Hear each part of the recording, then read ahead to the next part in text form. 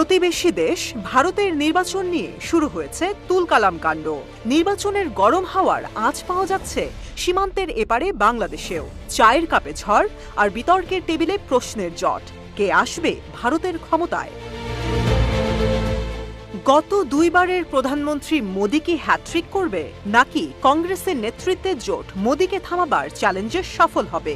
রাজনৈতিক মহলে নানা গুঞ্জন অনেক বেশি দৃশ্যমান। বুথ ফেরত সমীক্ষার ফলাফল নিয়েই ভোট কৌশলীরা মাঠে নেমেছে কোমর বেঁধে।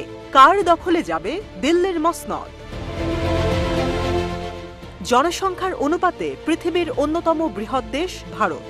1 জুন শেষ হয়েছে দেশটির 18তম লোকসভা নির্বাচন। 7 ধাপে এই ভোট গ্রহণ সম্পন্ন করতে সময় লেগেছে 44 দিন। ভারতে এবারের লোকসভা নির্বাচনে 6টি সর্বভারতীয় রাজনৈতিক দল ছাড়াও 2500-এর মতো প্রাদেশিক রাজনৈতিক দল নিজস্ব প্রতীকে লড়েছে। নির্বাচনী যুদ্ধে সামিল হয়েছে প্রায় 14,000 প্রার্থী।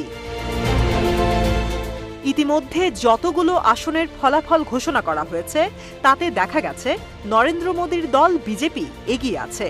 অপরদিকে তাদের প্রধান বিরোধী দল রাহুল গান্ধীর ইন্ডিয়ান ন্যাশনাল কংগ্রেস আছে ঠিক তার পরেই।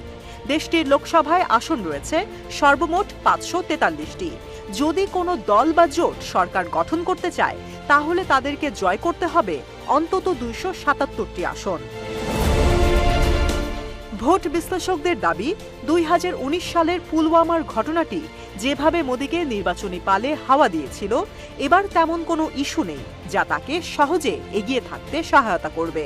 রাম মন্দির ইস্যু কিংবা হিন্দুত্বের দোহাই দিয়ে ভোটারদের প্রাণপণে আকৃষ্ট করার চেয়ে উচ্চ বেকারত্ব ও কর্মসংস্থান এখন বড় চ্যালেঞ্জ। এর সাথে যুক্ত হয়েছে আঞ্চলিক রাজ্যের চাওয়া পাওয়া, দুর্নীতি, বন্ড কেলেঙ্কারি ও দ্রব্যমূল্যের ঊর্ধ্বগতি। একক কোনো ইস্যুর চেয়ে বরং বিভিন্ন ইস্যুর নিরিখে ভোটাররা তাদের কাঙ্ক্ষিত রায় দিয়েছে। অন্যদিকে গত নির্বাচনে কংগ্রেসের ভরাডুবির পর এবার তারা মোদি বিরোধী সকল দলকে নিয়ে ইন্ডিয়া জোট গঠন করেছে।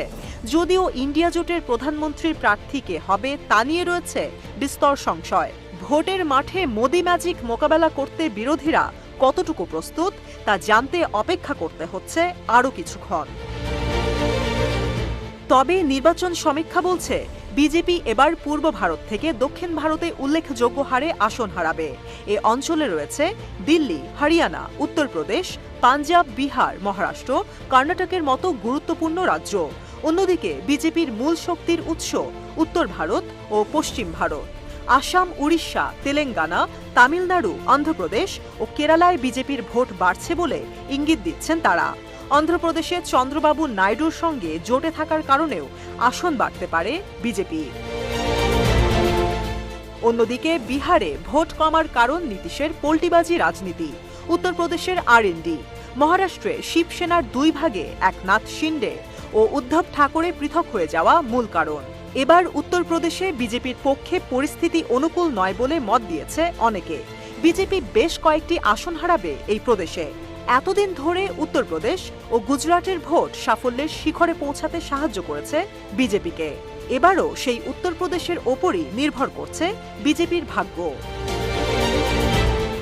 ভারতের নির্বাচনে যেই প্রধানমন্ত্রী হোক না কেন, দক্ষিণ এশিয়ায় শান্তি শৃঙ্খলা ও দুর্ভিক্ষ নির্মূলে এক দেশ অন্য দেশের সাথে কাঁধে কাঁধ মিলিয়ে কাজ করবে, এমনটি প্রত্যাশা বাংলাদেশের।